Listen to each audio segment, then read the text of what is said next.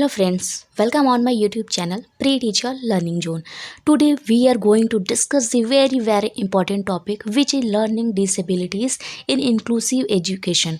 हम लोग समावेशी शिक्षा पढ़ रहे हैं। समावेशी शिक्षा में बहुत सी लर्निंग डिसेबिलिटीज़ होती हैं जो भी हमारे विशिष्ट चाइल्ड होते हैं, जो हमारे हैंडीकैप चाइल्ड होते हैं, उनमें कौन कौन सी बाधाएँ आती है, जो भी लर्निंग डिसेबिलिटीज़ होती है डिफरेंट टाइप्स, वो आज हम लोग डिस्कस करेंगे।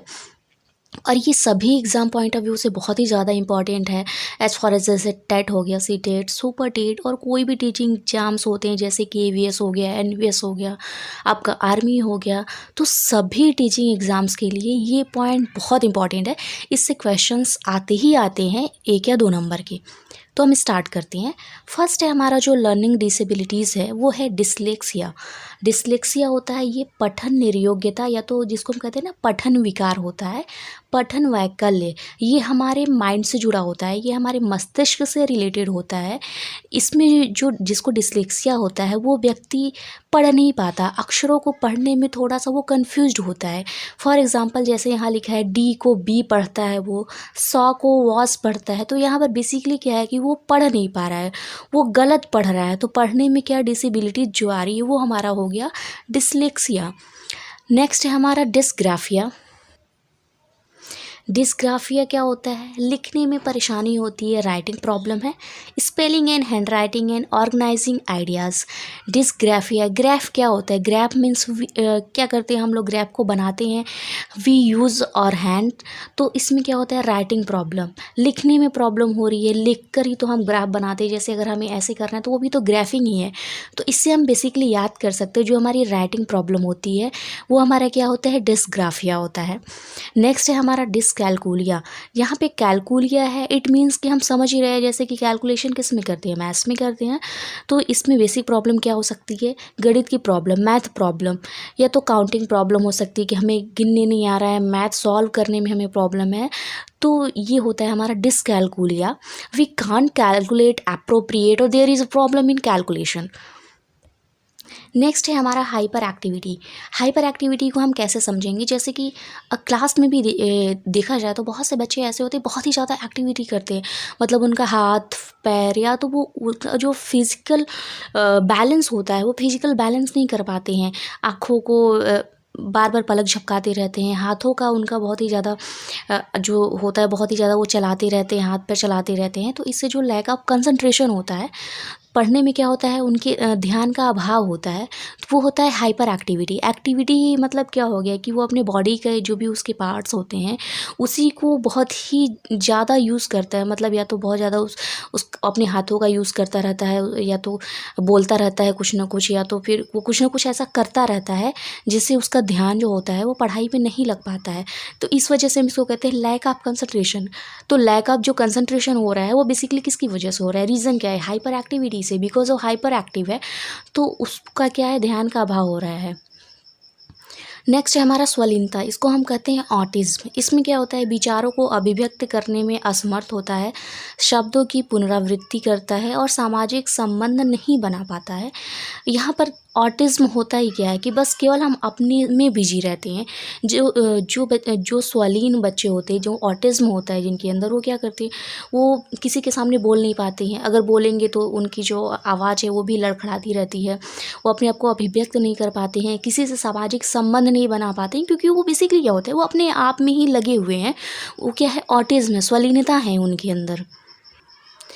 नेक्स्ट है हमारा डिस्प्रेक्सिया। डिस्प्रेक्सिया क्या होता है? हाथ व आँख में कोऑपरेशन नहीं हो पाता है, समन्वय नहीं कर पाता है। इसमें सारे जैसे डिस्प्रेक्सिया, अगर हाथ व आँख में समन्वय नहीं हो रहा है, इसका मतलब क्या है कि वो ढंग से लिख भी नहीं पाएगा, पढ़ भी नहीं पाएगा और बोल भी नहीं पाएगा। तो ये बेसिकली क्या है कि सारे को हम अगर मिला लेते हैं, चाहे वो देखना हो, चाहे वो बोलना हो, चाहे वो लिखना हो, तो सभी को मिलाकर जैसे लेखन व चित्रांकन संबंधी, हम लिख भी नहीं सकते हैं, चित्रों को देखकर उसको बना भी नहीं सकते हैं। तो बेसिकली क्या है कि जो भी हमारे आँख है, हाथ है, इनमें क्या होता है? बैलेंस नहीं रहता है, बैलेंस का लैक होता है। तो ये हमारा आ जाता है डिस्प्रेक्सिया में। डिस्प्रेक्सिया होता है लेखन और चित्रांकन संबंधी, ठीक है। नेक्स्ट हमारा आ जाता है डिस्फेजिया। डिस्फेजिया क्या होता है? Oral language disabilities. यहाँ पर हम क्या करते हैं? Difficulty to understand language, oral language disability है तो इसका मतलब क्या है, जैसे कि अगर जिसको डिस्फेजिया है वो तुतला कर बोलता है, उसके अंदर क्या होता है कि ओरल लैंग्वेज डिसेबिलिटीज़ होती है, वो लैंग्वेज को नहीं समझ पाता है। जो अगर तुतलाता है वो लैंग्वेज को नहीं समझ पाता है, नहीं वो लैंग्वेज को बोल पाता है। अगर वो समझ जाएगा, कोई भी व्यक्ति अगर लैंग्वेज को समझ जाता है तो वो बोलने के लिए ईजी होता है। बट जिसको डिस्फेक्सिया होता है वो तुतला कर बोलता है, उसको लैंग्वेज को समझने में बहुत ही ज़्यादा प्रॉब्लम आती है। नेक्स्ट है हमारा डिस्थीमिया। डिस्थीमिया होता है जैसे थीम ही है, तो थीम मीन्स क्या होता है, कहने कि ये हमारे माइंड से रिलेटेड है, मूड से रिलेटेड है। तो ये होता है मूड डिसेबिलिटी। मूड डिसेबिलिटी क्या होता है, अवसाद जो भावात्मक प्रवृत्ति की होती है। अवसाद क्या होता है, जैसे कि एंग्जाइटी क्या होती है, अगर हम जैसे किसी भी चीज़ को लेकर गलत सोचते रहते हैं या तो हमारे साथ जब भी कुछ प्रॉब्लम्स आ जाती है तो हम बहुत ही ज़्यादा, एक कहते हैं ना कि एंग्जाइटी हो गई, हम अवसाद में चले जाते हैं। वो हमारा केवल क्या होता है, थिंकिंग होती है। ये हमारा क्या होता है, एक भावात्मक प्रवृत्ति होती है। अगर हम उसको चाहे तो अपने मूड को चेंज भी कर सकते हैं, बट होता क्या है कि अगर प्रॉब्लम आती है तो मूड डिसेबिलिटीज़ होती है, उसको हम कहते हैं डिस्थीमिया। नेक्स्ट है हमारा डिस्मेमोग्राफिया। डिस्मेमोग्राफिया क्या होता है, यहाँ पर क्या है देखिए, एक टर्म है मेमो, मेमोरी होता है ना, मेमो से हम क्या कहेंगे, मेमोरी है। तो डिसमेमोरिया मतलब मेमोरी में कोई भी प्रॉब्लम हो गई है, तो यहाँ पर क्या होता है, स्मृति दोष, मेमोरी डिसेबिलिटी इसको हम कहते हैं। देन है ऑडिटेक्सिया। तो ऑडिट ही क्या होता है, ऑडियो, ऑडियो क्या है हमारा, सुनते हैं, ठीक है, वो तो हमारी श्रवण बाधा हो गई। ऑडिटेक्सिया मीन्स हमें सुनने में प्रॉब्लम है, ठीक है, तो वो हो गया श्रवण बाधा। फिर है द्विध्रुवी, जिसको हम कहते हैं बाइपोलर। बाइपोलर क्या होता है, मानसिक उन्माद, वो उन्माद होता है, जैसे कि मेंटल डिप्रेशन। अभी हमने जैसे बहुत ही ज़्यादा वायरल था, बहुत ही ज़्यादा न्यूज़ में था, जैसे जो एसएसआर था, सुशांत सिंह राजपूत था, कि उसको वो बाइपोलर डिसऑर्डर है। बाइपोलर डिसऑर्डर मतलब क्या होता है कि वो मेंटली रूप से क्या है, स्टेबल नहीं है, वो डिप्रेशन में है। तो उसी को समझ नहीं आता है कि वो क्या करता है, वो चीज़ों को, वो लोग चीज़ों को इमेजिन करने लगते हैं जो चीज़ें हमारे साथ नहीं भी होती है। तो फिर है मोनोप्लेक्सिया।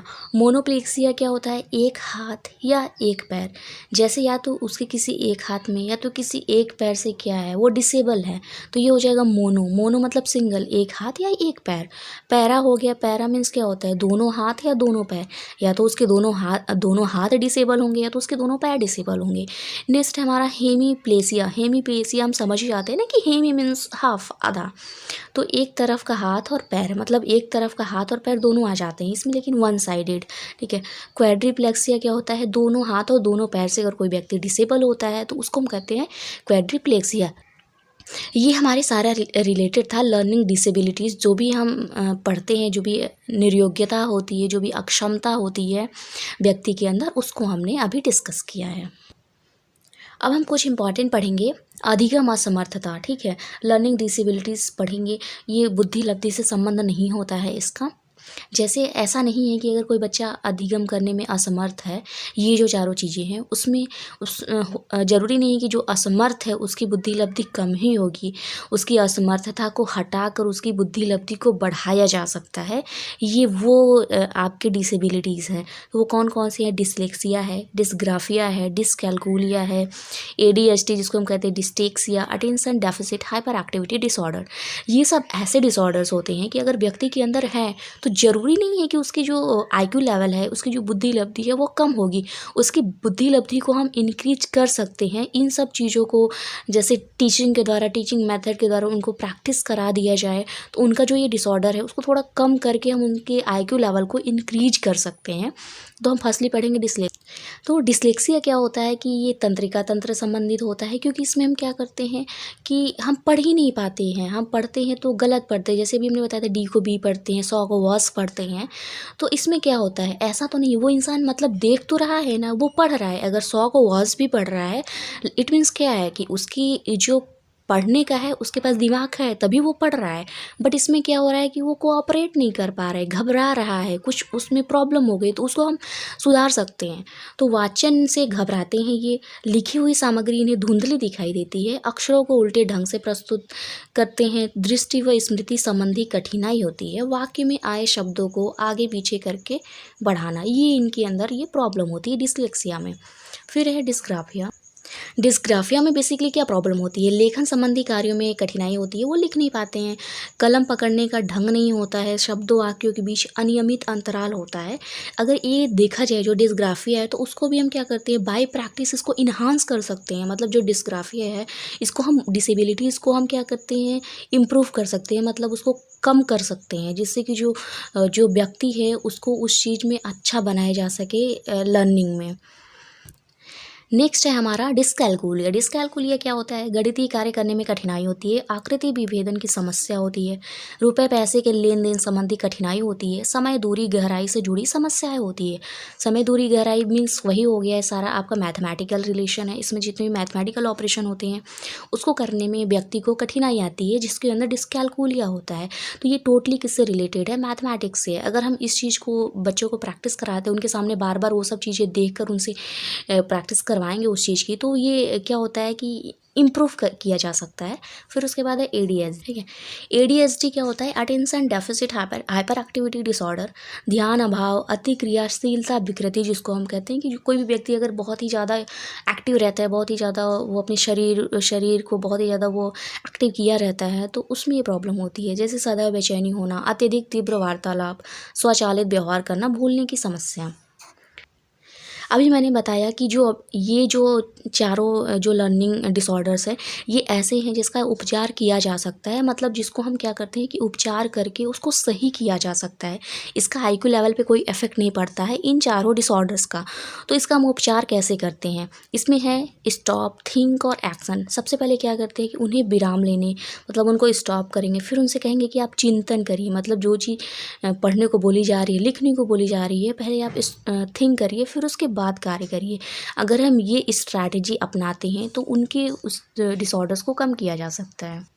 और भी बहुत सी चीज़ें हैं, जैसे कि उनको सबसे फ्रंट रो में बैठाया जाए, शिक्षक के पास में बैठाया जाए, उन पे क्लासरूम में ज़्यादा ध्यान दिया जाए। तो ये सब ऐसी चीज़ें हैं ना कि जिससे इन बच्चों को क्या कहता है, ट्रीट किया जा सकता है उनके डिसऑर्डर्स को कम करने के लिए, उनकी आईक्यू लेवल को बढ़ाने के लिए। तो ये सारे जो डिसऑर्डर्स है ये बहुत ही ज़्यादा इंपॉर्टेंट है और एग्ज़ाम में आते ही आते हैं।